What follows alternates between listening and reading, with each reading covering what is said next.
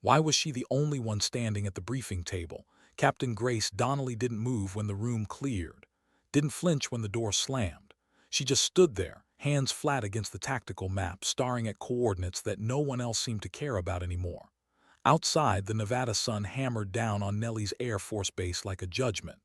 Inside, the silence pressed heavier than any order she'd ever received.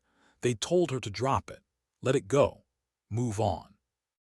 But Grace had never been good at walking away, especially not when she knew someone's life was hanging in the balance. 16 hours earlier, she received classified intelligence about a downed pilot, Captain Ryan Shaw, ejected over hostile territory in northern Syria. The operation to extract him had been scrubbed, canceled mid-flight due to what command called insufficient asset availability. Grace called it something else: abandonment. She'd spent 6 years as a combat rescue officer, 3 tours coordinating extractions under fire, pulling men and women out of places where hope went to die. She knew the language of risk assessment, the cold mathematics of acceptable loss. But she also knew what it felt like to be left behind, to watch the horizon and wonder if anyone was coming. Her husband, Staff Sergeant Michael Donnelly, had waited. Helmand Province, Afghanistan, 6 years ago. The rescue never came. Now, standing alone in that briefing room, Grace could feel that same weight settling over her chest. History wasn't repeating, it was echoing. And this time, she refused to let the echo fade into silence. The mission brief had been straightforward until it wasn't. Shaw's F-16 had taken ground fire during a reconnaissance run near the Turkish border. He'd ejected clean, activated his emergency beacon, transmitted coordinates. Standard protocol. Rescue teams had scrambled immediately, 2 MH-60 Pave Hawks spooling up, combat search and rescue specialists gearing up for what should have been a textbook extraction. Grace had been coordinating from the operations center, tracking Shaw's signal, monitoring enemy movement patterns, calculating flight paths and fuel margins. Everything lined up, green across the board. Then the call came down from higher up the chain: stand down, mission abort. No explanation, just orders. The Pave Hawks powered down. The CSAR teams unloaded their gear. And Shaw's beacon kept pulsing, a steady heartbeat in hostile territory growing fainter with every passing hour. Grace had requested clarification. Been told it was above her pay grade, she'd pushed harder. Been told to focus on her assigned tasks. She'd gone to her commanding officer, Colonel Marcus Webb, a man she respected, a man who'd signed off on dozens of her missions without hesitation. He'd looked at her with something close to regret. Grace, I know how this feels, but the decision's been made at CENTCOM level. Political complications, asset reallocation. We don't have the full picture. She'd stood in his office, jaw tight, trying to find words that wouldn't end her career. Sir, we have a pilot in enemy territory. We have the resources. We have the window. What else do we need? Webb had sighed, the kind of sigh that carried years of compromise. Permission, and we don't have it. That's when Grace made her choice. Not the smart one, not the career-preserving one, the right one.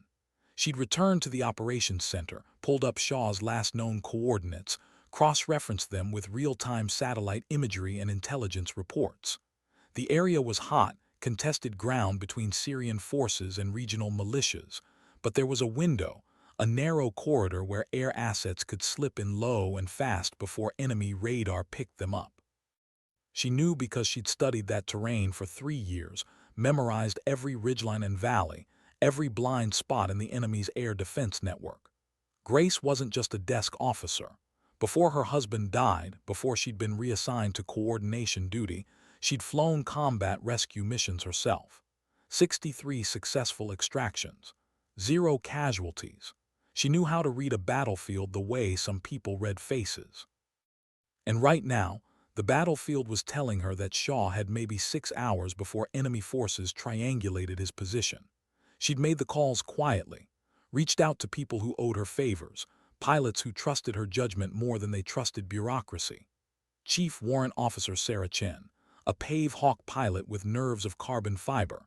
Technical Sergeant Marcus Reed, a para-rescue jumper who'd once told Grace he'd follow her into hell if she asked nicely. She didn't have authorization. Didn't have clearance, Didn't have anything except a promise she'd made to herself 6 years ago, standing at a funeral holding a folded flag. No one gets left behind.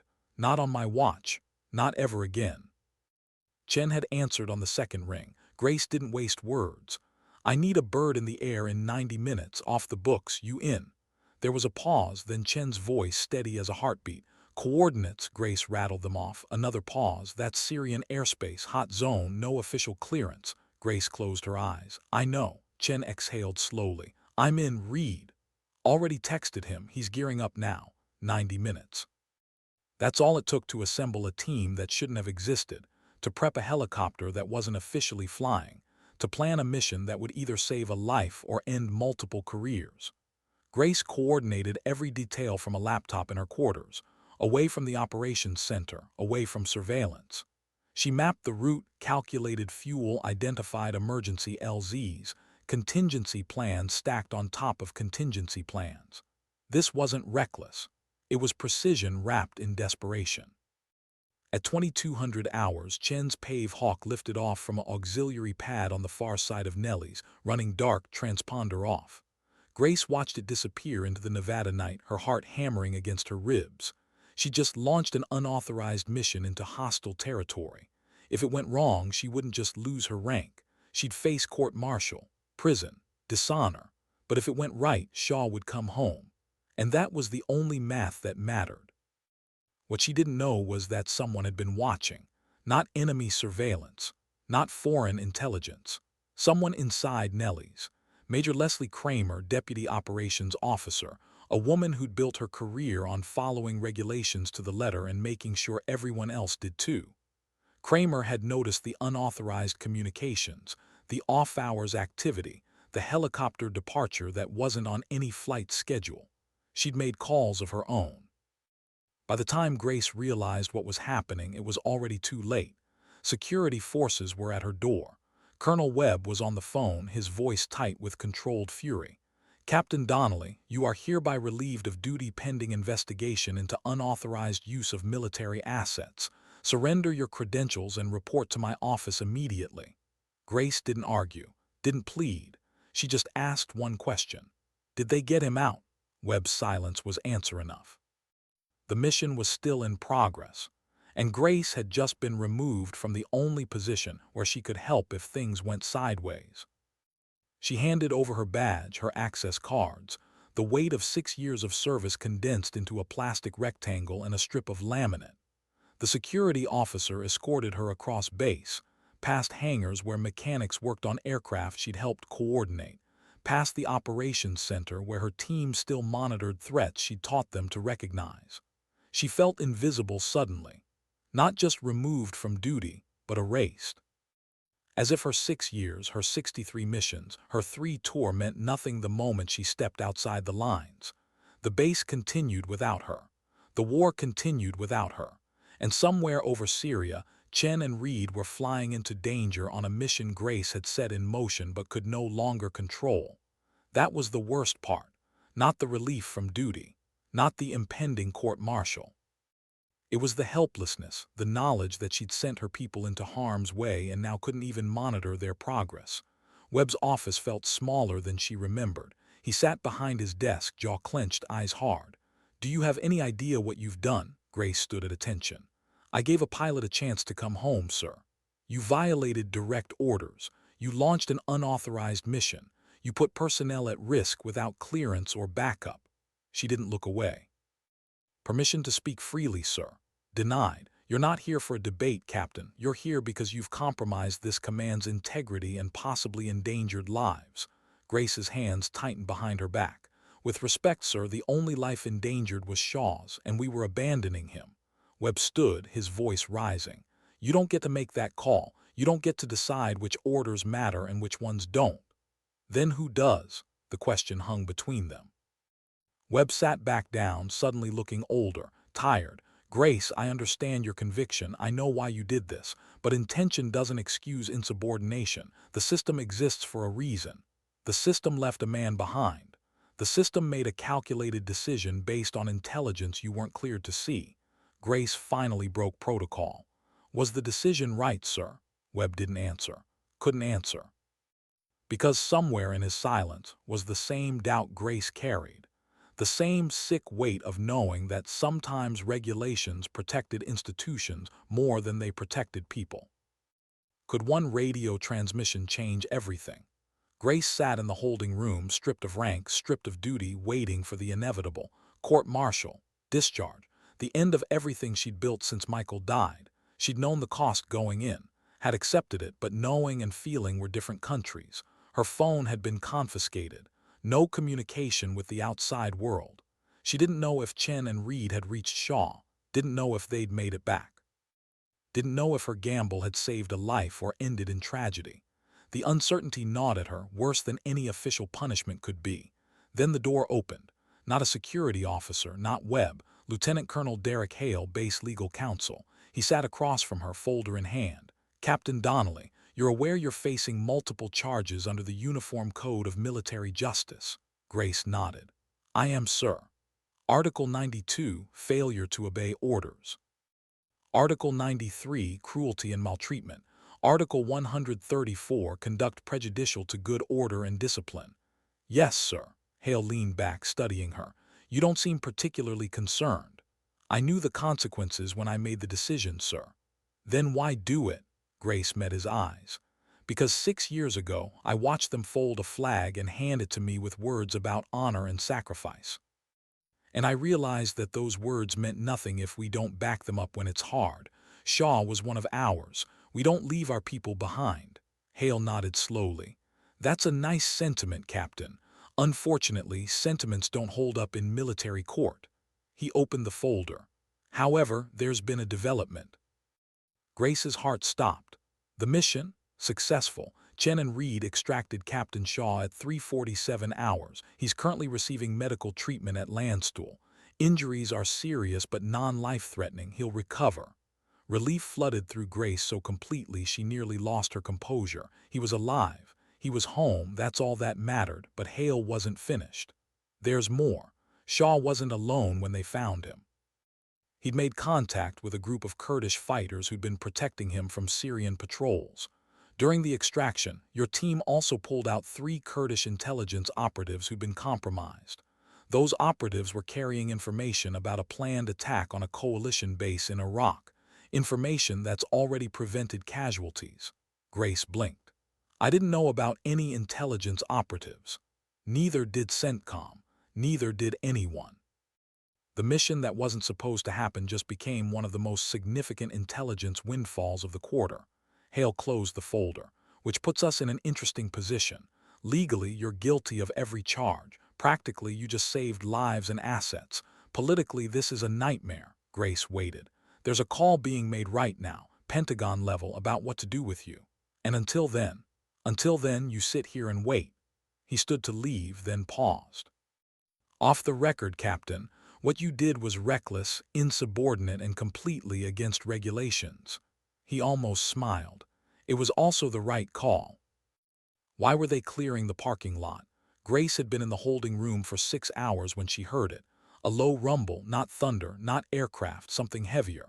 The security officer at her door straightened suddenly, hand going to his radio. He listened, eyes widening, then turned to her. Captain, you need to come with me. What's happening? Just come with me.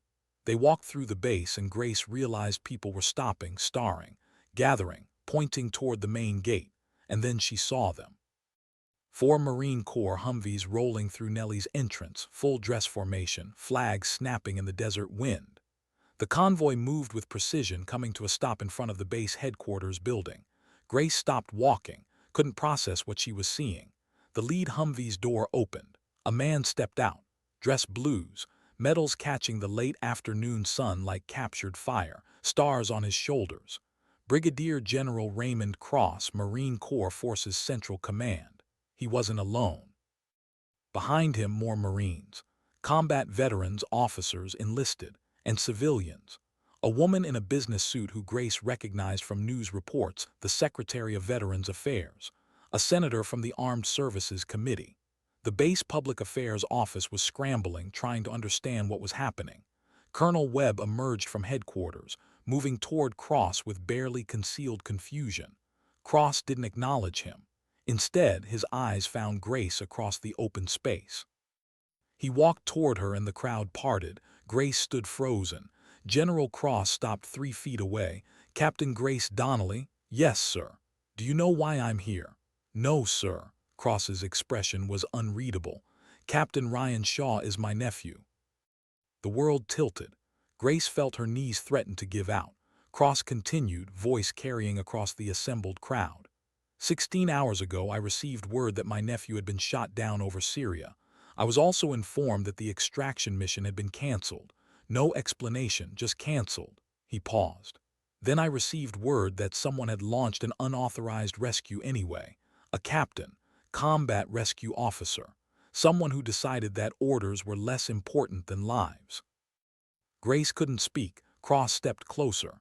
That captain violated regulations, broke chain of command, risked her career, her freedom, and her people to pull my nephew out of enemy territory. She had no authorization, no support, just conviction. He looked at Webb.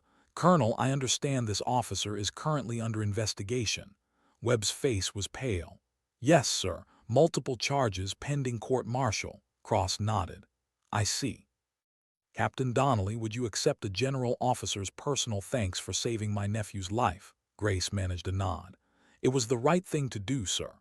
"Yes, it was." Cross turned to the assembled crowd. 6 years ago, this woman lost her husband in Afghanistan. Staff Sergeant Michael Donnelly died waiting for a rescue that never came. And yesterday, facing the same situation, she made sure history didn't repeat. He raised his voice. "We talk about core values, honor, courage, commitment. But those are just words until someone demonstrates them when it costs everything.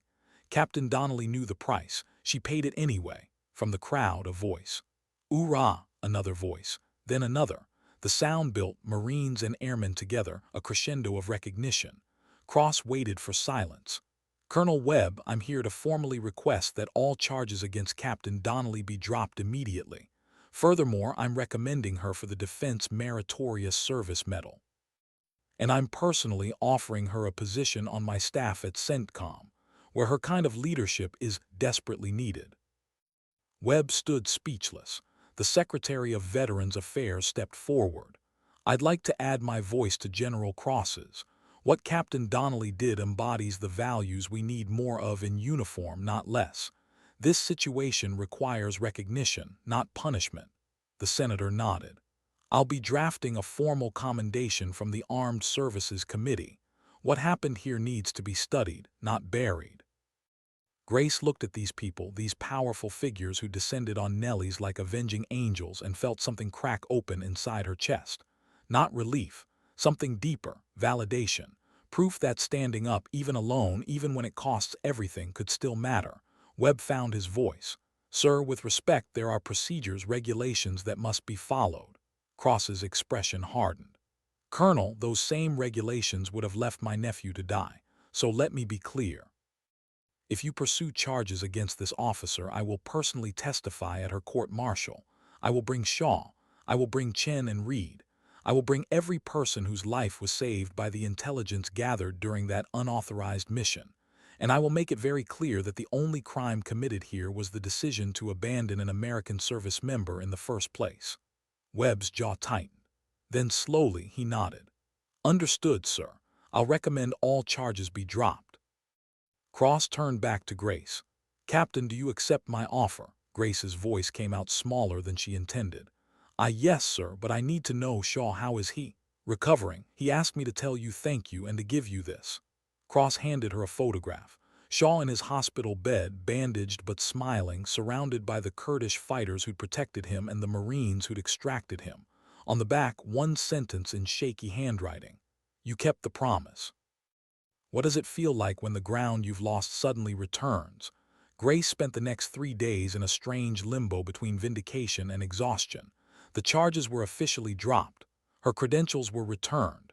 She was cleared for duty, but the base had changed. Or maybe she had. People looked at her differently now. Some with respect. Some with resentment. Officers who'd enforced the stand-down order now had to reconcile that with Cross's public defense.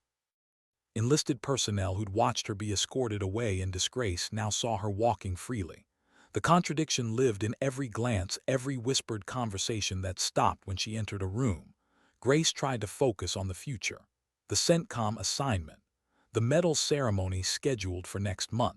But part of her remained in that holding room, in that moment when she'd thought her career was over. That moment had taught her something crucial. She could live with the consequences of standing up. What she couldn't live with was the silence of staying down. Colonel Webb called her to his office on the third day. He looked like he'd aged years in 72 hours. "Captain Donnelly, sit," she sat. Webb leaned back, studying her. "I owe you an apology." Grace started to speak. He held up a hand. "Let me finish. When you came to me about Shaw, I had information you didn't have, political constraints, asset concerns, risk assessments that went beyond one pilot." He paused. "But what I didn't have was the courage to question whether those assessments were right. You did, and you were willing to lose everything to act on that conviction."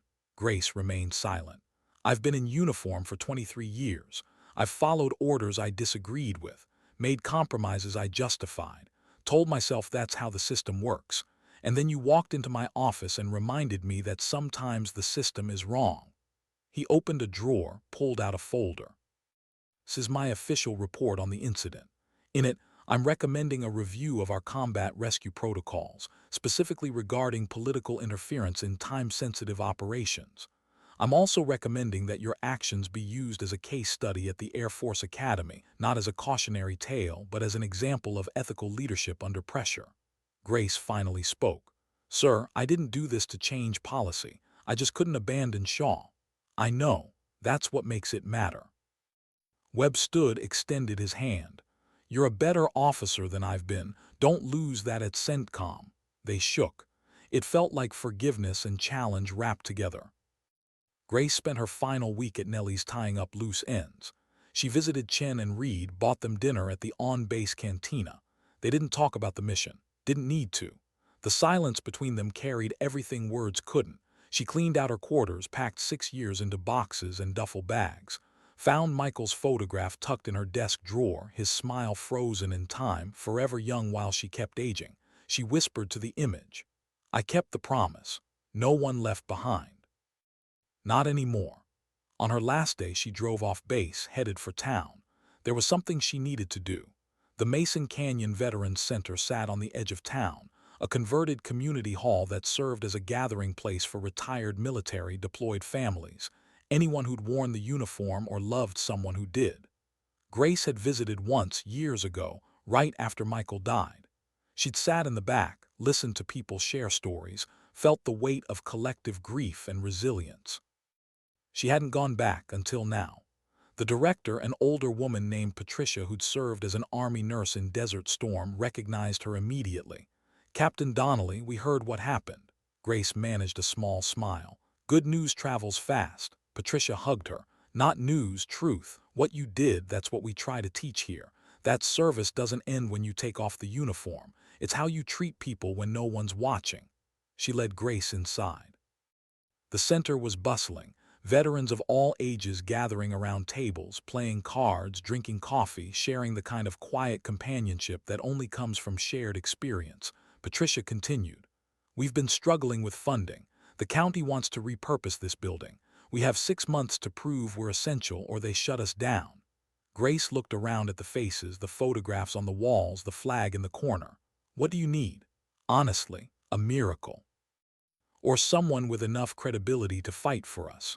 Grace thought about Cross's offer, the position at CENTCOM, the platform it would give her. Then she thought about this room, these people, this quiet mission that didn't come with medals but mattered just as much. "I might know someone who can help." 3 weeks later, Grace stood in front of the Armed Services Committee, General Cross to her right, Captain Shaw to her left, still moving carefully but standing tall.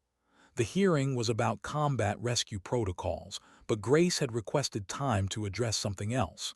"Senators, with your permission, I'd like to discuss veteran support infrastructure." The committee chairman nodded. "Proceed, Captain." Grace took a breath. "When we talk about serving those who served, we focus on VA hospitals, benefits, programs, all critical. But there's another tier, the community level, places like the Mason Canyon Veterans Center. They're not glamorous. They don't make headlines, but they save lives in their own way. She pulled out photographs, distributed them. These are the faces of veterans who gather every week at a center that's about to close due to funding. They're not asking for handouts. They're asking for space, for recognition, for the simple dignity of having somewhere to belong. Shaw spoke up, his voice still rough. I didn't know if anyone was coming for me. For 11 hours I waited not knowing. And the only thing that kept me together was remembering that there were people who'd fight for me. Captain Donnelly fought. And now I'm asking you to fight for these veterans.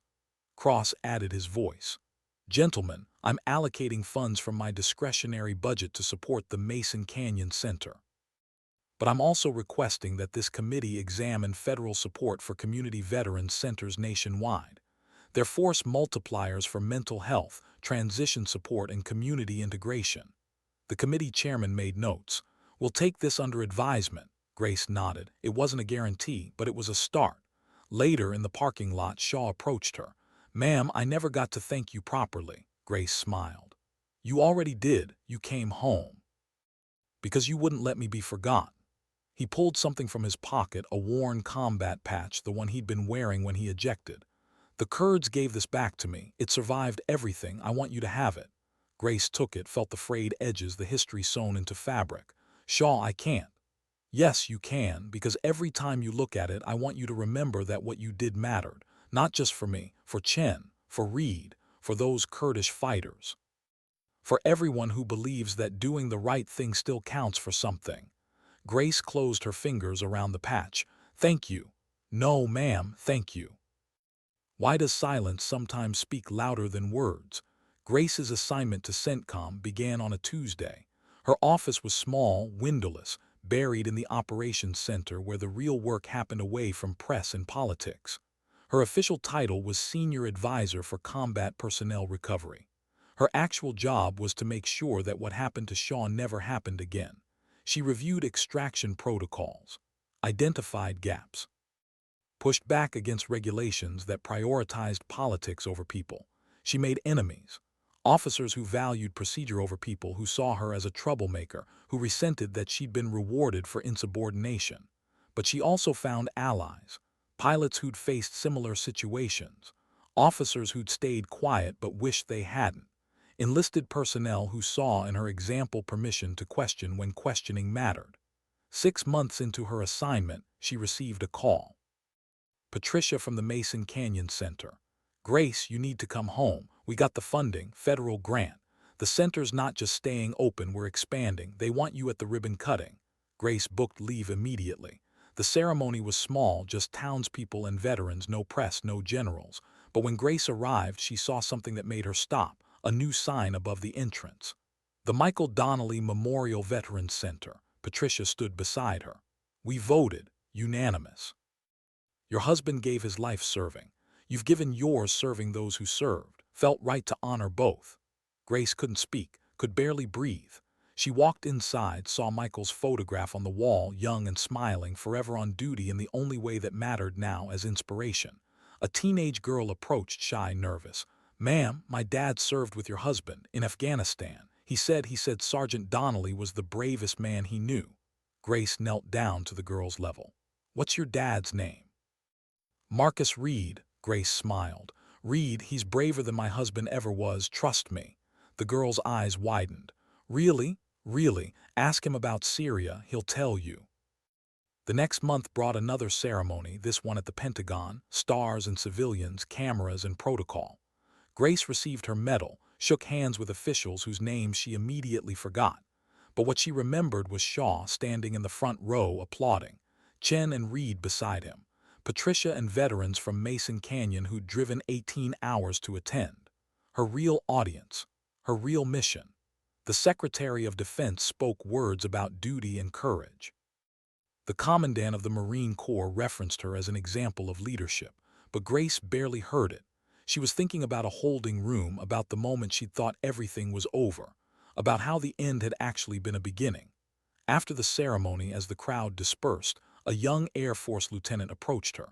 Captain Donnelly, I'm Lieutenant Sarah Okoye. I'm headed to CSAR training next month, and I just wanted to say what you did, that's why I joined.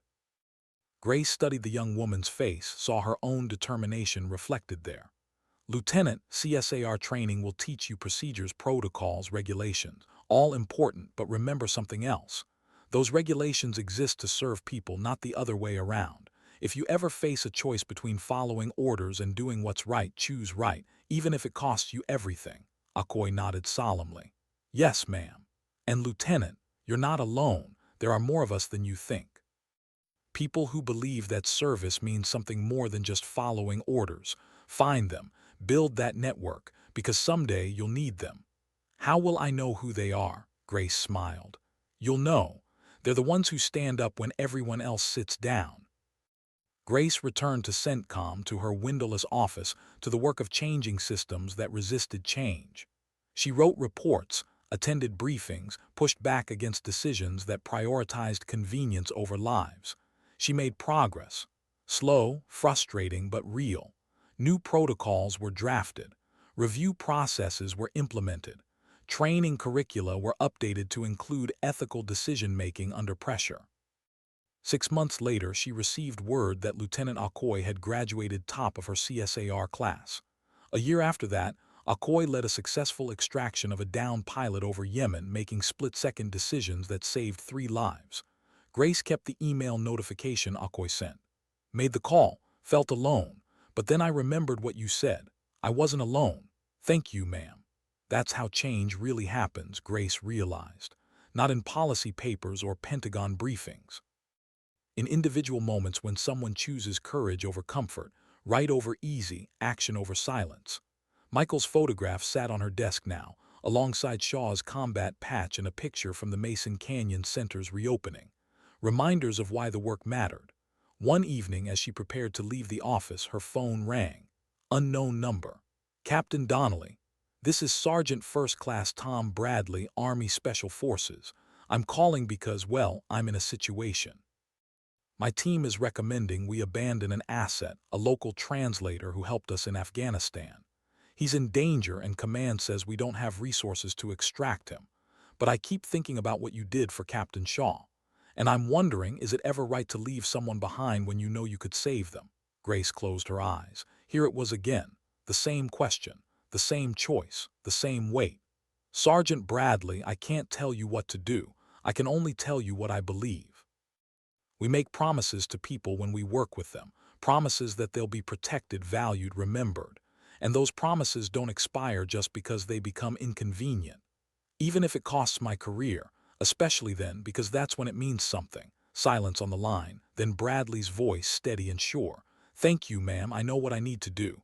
Bradley, you're not alone. If you need help, there are people. Let me make some calls. You do that. That's why I'm here.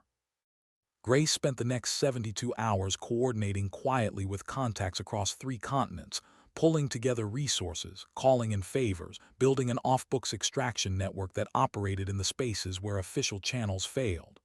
Bradley's translator made it out. So did his family. No press coverage. No official recognition. Just lives saved, promises kept. And Grace understood then that this was the real work, the mission that would never end. Because there would always be moments when the system failed, when regulations conflicted with humanity, when someone had to choose between career and conscience. And there needed to be people willing to make that choice. People who understood that sometimes dignity doesn't speak loudly. It doesn't demand attention. It simply acts. It stands up when others sit down. It refuses to abandon even when abandonment is easier. It keeps promises even when promises become inconvenient. Grace had lost her husband to the same system she now fought to change. But in that loss, she'd found her mission. Not revenge, not bitterness, purpose. To make sure that no one else had to stand alone when they chose to do right. To build networks of courage, communities of conscience, systems that served people instead of protecting institutions. The work would never be finished. There would always be another Shaw, another translator, another moment when someone faced that impossible choice. But Grace wasn't alone anymore, and neither was anyone else who needed to stand up. Years later, when they asked her how she'd done it, how she'd risked everything and somehow come through, Grace would think back to that holding room, that moment of absolute uncertainty. And she'd say simply, I stopped worrying about what I might lose and started focusing on what I couldn't afford to give up. My integrity, my promises, my husband's memory. Those things were worth more than rank or comfort or safety. They'd ask if she had regrets. She'd smile. Only one. That it took me 6 years to find the courage my husband had every single day. But once I found it, I refused to let it go. Sometimes dignity doesn't speak. Sometimes it doesn't need to. Because the strongest statements aren't made with words but with action. Not in what we say, but in what we refuse to accept. Not in the accolades we receive, but in the lines we refuse to cross. Grace Donnelly lost everything the day she chose to save Captain Shaw. Her rank was threatened. Her career was in jeopardy. Her future was uncertain. But she gained something more valuable, proof that doing right still mattered, that one person standing up could change everything. That courage wasn't the absence of fear, but the choice to act despite it. And in the end, that was the only uniform that truly mattered. Not the one sewn from fabric and rank, but the one woven from conviction, courage, and the refusal to abandon those who needed someone to fight for them. Sometimes dignity doesn't speak, it simply acts, and that action echoes longer than any words ever could.